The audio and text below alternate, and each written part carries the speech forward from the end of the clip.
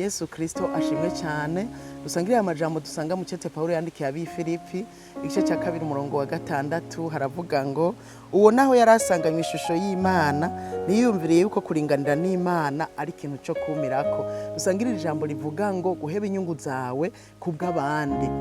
Kristo yahoranye n'Imana kandi yararinganiye n'Imana, bisigura ngo yari Imana. Yohana mu kumuvuga niwe yavuze ngo ubwa mbere na mbere jambo yariho, kandi jambo yahoranye n'Imana, kandi uwo jambo yari Imana. Uwo yahoranye n'Imana ubwa mbere na mbere, byose byaremwe nawe, mu byaremwe byose nta kintu na kimwe kitaremwe nawe. Uwo rero niwe yemeye kwambara ishusho y'umuntu kugira ngo ashitse umugambi w'Imana wo gucungura abari mu isi. Murumva Kristo yahevye icubahiro ciwe, araza mu isi arapfa ku musaraba kugira ngo ashobore kudukiza urupfu rw'ibihe bidashira. Umwami wacu Yesu Kristo yarakunze se, hanyuma aramwumvira atayemera guheba uburenganzira bwiwe bwose. Imana nayo ikiramuha icubahiro, imuha izina rirengeye amazina yose.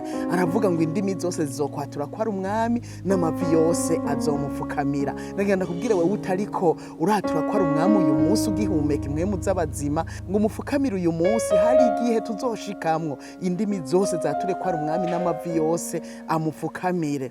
Rero nagira ndakubwire, iyo dushikije ubugombe bw'Imana kuko dukunze Imana, natwe izodushira hejuru. Muze tuze turamwumvira, dushitse ubugombe bwiwe azodushira hejuru mu gihe gikwiye. Ikindi naco hari igihe usanga turiko turasigura impamvu zo kwikunda kwacu, ukumva abantu bariko baravuga ngo ibi nabikoze ngo kubera ngo Imana nayo ngo irabizi yuko nkeneye kubaho. Uko kuba ari ukwisigura ukwikunda kwawe, ariko nk'abakristo dukwiye kwigana Kristo. Kristo yaritanze ku bwacu kugira ngo tumererwe neza, natwe dukwiye gukora ibishoboka byose kugira ngo twitange ku bw'abandi. Rero mu gukorera Imana, jewe nawe nidukimbukira ibyacu, ariko dubihebe kubw'igikorwa c'Imana, kandi no kugira ngo abandi bamererwe neza. Erega uyu munsi ni wakorera mwene data ashobora kutagushimira canke n'abandi ntibabishime, ariko burya Yesu aba ariko arabibona kandi azobiguhembera. Twitange ku bw'abandi. Imana ibahezagire.